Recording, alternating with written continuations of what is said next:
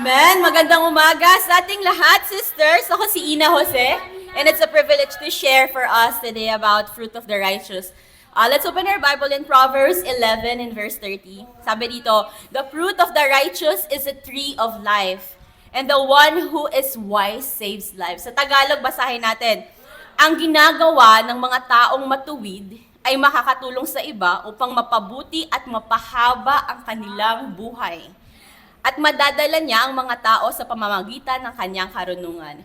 You know what, sister? Sa Biblia, no, sabi dito, that fruitfulness does not always require talent. Hindi pag sumayaw ka dyan, maging fruitful ka.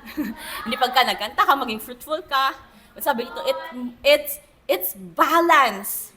It's life and doctrine. In 1 Timothy 4, di ba? Sabi doon, watch your life and doctrine closely. When you persevere in them, you'll save both yourself and your hearers. So the Bible says, the fruit of the righteous is a tree of life, meaning that a righteous life bears fruit and it gives life to others. So let me ask you, sisters, kamusta ang pamumuhay at ang doktrina mo noong nakaraang taon? What do you want your 2025 to look like, sisters? Do you want 2025 to be the most fruitful year of your life? So, tanungin kita ulit. Kamusta ang pamumuhay mo ngayon? Who did you make an impact last year? So, you ask me like, Ina, paano ba? How should we live our life? You know, sisters, in the New Testament, the New Testament will later speak of the fruit of the Spirit. In Galatians 5, verse 22 to 23, sabi doon, the fruit of the Spirit is love, joy, peace, forbearance, kindness, goodness, faithfulness, gentleness, and self-control. So, and against such things there is no law. Therefore, a biblical fruit we can apply in our lives is this. Fruit ha, hindi fruits. Hindi bukas joyful ako tapos hindi ako loving. Hindi ako, siguro this time patient ako pero tomorrow baka, let's see, half-half. No. You know what?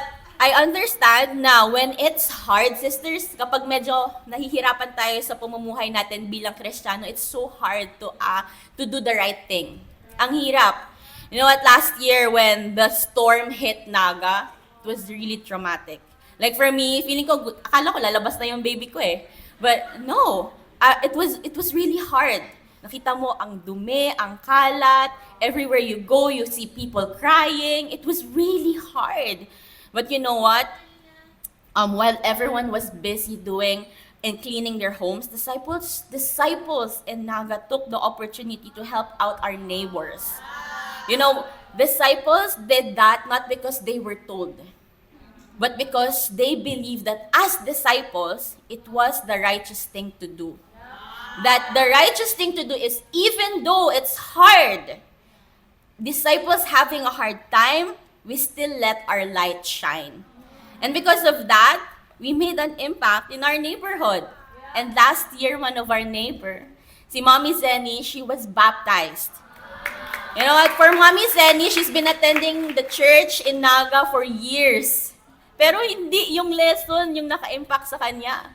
But you know what? What changed her heart? It's the lives of the disciples.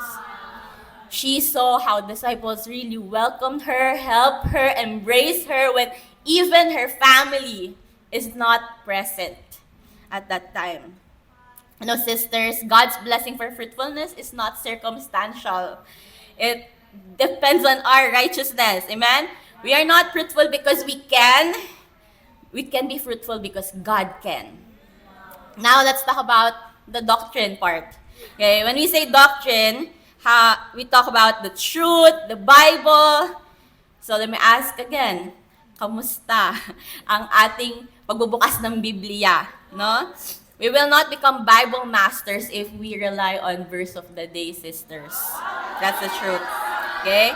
And we will not master our Bible if we spend 4 hours sa Facebook, tapos 1 hour, nabago na ba? 30 na lang ba? 15? Sa quiet time natin. Okay? That's not gonna change. In Ephesians 5:9, take note of that. That sabi doon, the fruit of the light consists all goodness, righteousness, and truth. Thus knowing our doctrine really matters, Ina. There is a saying na they don't care how much you know, they know how much you care. But let me ask you, sisters, how will they know that you care if you don't know the truth? Paano mo sila madadala kay Kristo? Diba? Sisters, let's not become ignorant disciples. Let's become disciples who know what the Bible stands for and don't just rely on the information we found on social media. The Bible is the only book that is toxic-free. Gusto nyo yun? Gusto ko yun. Hindi Facebook. We can fish on Facebook, but if you want to be sin-free, read the Bible. I only have one practical for all of us. Let's balance our life and doctrine. What does that look like? If you are a student, be excellent in your academics. Huwag mong gamiting excuse na busy ka as a disciple na Bible studies, sa Bible talk and stuff. No! You can be an excellent disciple. If you are an employee, be an excellent worker. Perform well. If you are a married like me, communicate to your husband. Ask him, do you feel loved and respected? They too have needs.